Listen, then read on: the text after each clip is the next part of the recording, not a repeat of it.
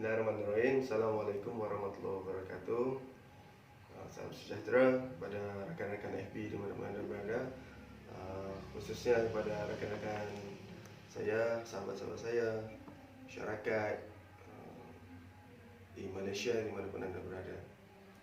Kerana beberapa hari ini, akhir-akhir ini saya mengikuti perkembangan khabar, berita tentang kes-kes penderaan kepada anak, pada bayi sehingga mengakibatkan kematian.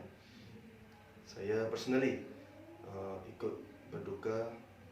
Saya ingin menyampaikan salam takziah saya ikut memahami, merasakan kesedihan yang dirasakan oleh ibu bapa yang kehilangan anaknya. Oleh sebab itu, pada kesempatan hari ini saya ingin berbagi kepada rakan-rakan semua, kepada anda semua. Yang pertama, saya ingin mengingatkan, ingin memberikan kesedaran kepada kita semua bahawa pendidikan pengasuhan anak bukanlah hanya tanggungjawab pada pendidik ataupun pengasuh, baik di taska maupun bukan di taska. Pendidikan dan pengasuhan adalah proses yang mesti dilakukan oleh ibu bapa, oleh taska, termasuklah pendidik, pengasuh, pengetua, bahkan pemilik atau siapapun mereka yang berada atau terlibat dalam proses pendidikan pengasuhan di taska. Dan yang ketiga, pendidikan pengasuhan anak juga menjadi tanggungjawab masyarakat. Siapa masyarakat? Kerajaan, pelaku sosial media, ibu bapa yang lain, mahasiswa, terutamanya mereka yang concern tentang pendidikan awal kanak-kanak.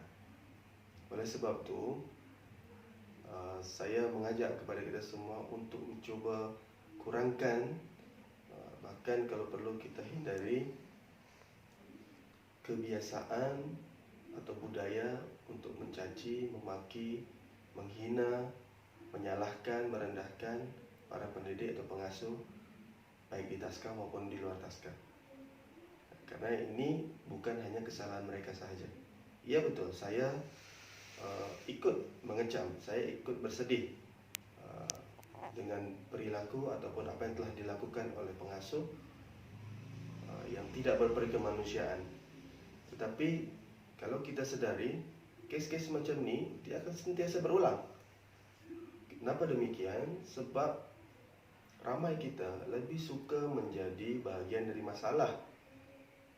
Sedikit saja daripada kita yang mencuba untuk berfikir mencari solusi terbaik untuk menyelesaikan persoalan ni, untuk menyelesaikan permasalahan ni. Oleh sebab tu, poin yang kedua yang ingin saya sampaikan, mari bersama-sama kita tingkatkan pengetahuan, ilmu dan kemahiran tentang pengasuhan dan pendidikan untuk anak-anak kita. Ramai orang menganggap bahawa pengasuhan pendidikan anak-anak ni adalah sesuatu yang dianggap mudah. Jadi siapapun boleh buat. Ini yang berbahaya. Ketika kes terjadi seperti ini, baru kita sedar bahawa ternyata pendidikan pengasuhan anak sangat penting. Oleh sebab itu, pada ibu bapa, saya mengajak untuk mencuba lebih banyak meningkatkan pengetahuan tentang pendidikan pengasuhan anak melalui kegiatan-kegiatan, aktiviti, seminar, bengkel-bengkel, parenting, baik yang dilakukan oleh government, oleh kerajaan ataupun daripada pihak swasta.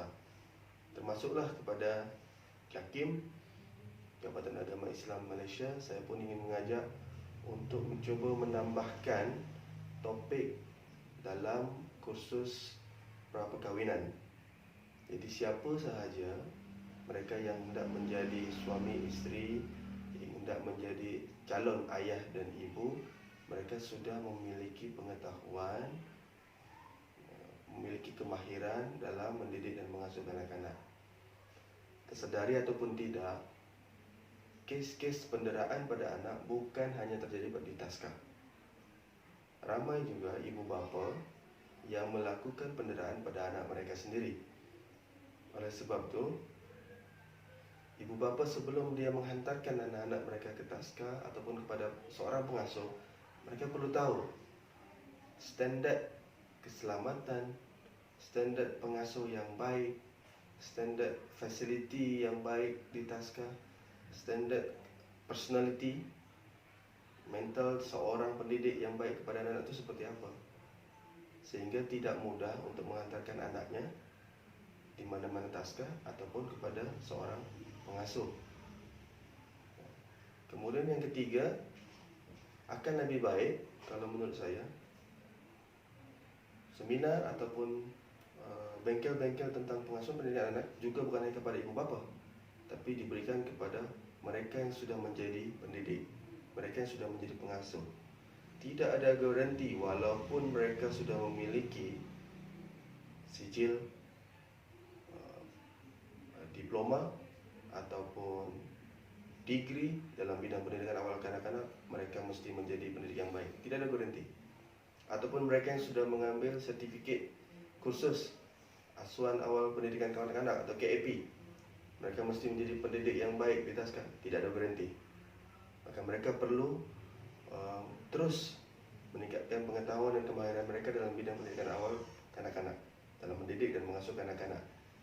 Oleh sebab itu, government, kerajaan ini perlu sentiasa memberikan atau memfasilitate the teachers ataupun parents dalam meningkatkan pengetahuan dan kemahiran mereka dalam bidang pendidikan awal kanak-kanak regularly, setiap bulan sekali ke, 2 bulan satu kali ke, 3 bulan sekali. Paling tidak itu menjadi satu proses charging the knowledge and the skills of parents and teachers in early childhood education. Kemudian yang tak kalah pentingnya adalah mungkin setiap pejabat ataupun badan usaha baik swasta maupun government, institusi-institusi, dia sepatutnya menyediakan tempat untuk mengasuh penjagaan anak-anak mereka sendiri, sehingga ibu bapa yang bekerja dia tak lagi risau untuk menghantarkan anaknya. Jadi pagi mereka pergi kerja, mereka bawa anak mereka ke tempat pusat jagaan di bawah company mereka sendiri, sehingga petang mereka pun kembali ke rumah bersama anak mereka, sehingga mereka, ibu bapa ni tidak berjauhan dengan anak-anak mereka, terutamanya kepada ibu yang bekerja. Jadi akan sangat lagi baik jika pusat jagaan, pusat pendidikan pengasuhan anak itu di bawah company baik swasta maupun organisasi di bawah kerajaan. Sebab quality control pun akan lagi baik, akan lagi mudah, sehingga kita boleh kurangkan kes-kes penderaan, kes-kes pengabaian kepada anak-anak, terutamanya kepada anak-anak yang masih berusia 0 sampai 4 tahun. Oleh sebab itu, mudah-mudahan apa yang kita bincangkan pada hari ini dapat kita laksanakan. Kita mulai daripada diri sendiri, kita mulakan dari sekarang juga, kita mulakan dari apa yang kita boleh buat, tanpa harus menunggu orang lain dan tanpa harus menyalahkan orang lain. Mudah-mudahan kita semua menjadi bahagian daripada solution dan tidak terjebak menjadi bahagian daripada masalah. Baik, terima kasih. Kita akan teruskan di lain kesempatan. Bila taufik wal hidayah. Assalamualaikum warahmatullahi wabarakatuh.